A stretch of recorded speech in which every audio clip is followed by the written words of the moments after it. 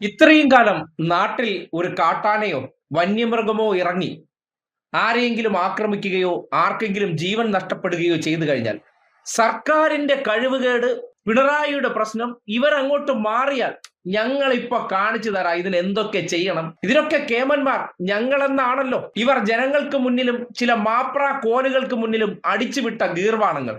ഇപ്പോ അതിരപ്പള്ളിയിൽ ഗൃഹനാഥനെ ആന ചവിട്ടിക്കൊന്ന വിഷയവുമായി ബന്ധപ്പെട്ട് നേരെ ഷിബു ബേബി ജോണിന്റെ അഭിപ്രായം ചോദിക്കാൻ ചെന്നപ്പോൾ പറഞ്ഞ മറുപടിയാണ് നാട്ടുകാർ കേൾക്കേണ്ടത്. അതിരപ്പള്ളിയിൽ കാട്ടാന ആക്രമണത്തിൽ ഗൃഹനാഥൻ കൊല്ലപ്പെട്ടു. വെറ്റിലപ്പാറ സ്വദേശി പുല്ലാർക്കാട്ട് മോഹനാണ് മരിച്ചത്. വീടിന്റെ പരിസരത്തെത്തിയ കാട്ടാനയെ ഓടിക്കാൻ ശ്രമിക്കുന്നതിനിടെ പുലർച്ചെ 3 മണിയോടെയായിരുന്നു സംഭവം. അതിരപ്പള്ളി പഞ്ചായത്തിൽ ഇന്ന് ഹർത്താലാണ്.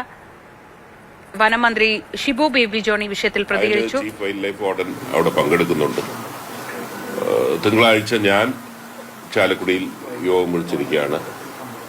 അവിടെ ഇതെല്ലാം കൂടെ ചേർത്തുകൊണ്ട് ഇത് ചെയ്യും. എനിക്ക് ഒന്നേ പറയാനുള്ള, മാധ്യമങ്ങൾ മനസ്സിലാക്കണം, ഇതിൽ എൻ്റെ കയ്യിൽ ഒറ്റമൂലിയൊന്നുമില്ല, ഒരാളുടെ കയ്യിലും ഇല്ല.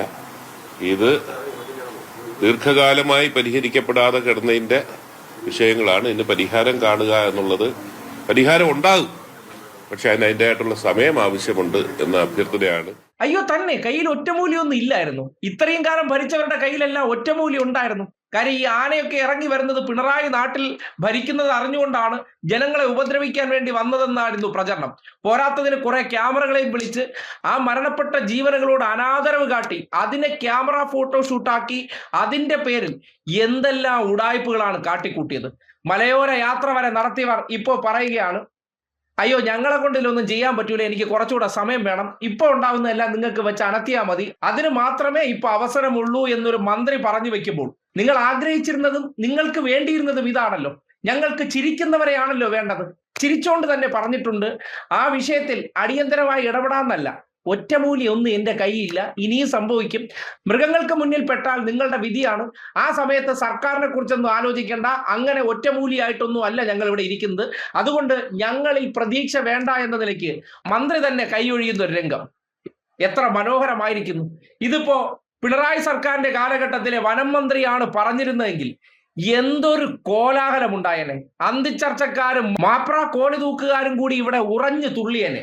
ഒറ്റമൂലി ഇല്ല എന്ന് പറഞ്ഞ് കൈയൊഴിഞ്ഞ മന്ത്രി അത് അദ്ദേഹത്തിന്റെ അഭിപ്രായമാണ് എന്ന നിലയ്ക്ക് ഒരു വിവാദവും ആക്കാതെ, അല്ലെങ്കിൽ ആരോഗ്യമന്ത്രി വീണ ജോർജ് എന്ത് പറഞ്ഞാലും അതിലെ വാക്കുകളെ അടർത്തിയെടുത്ത് വളച്ചൊടിക്കുന്നവർക്ക് ഒറ്റമൂലി എന്ന് കേട്ടിട്ട് ഒന്നും തോന്നുന്നില്ല.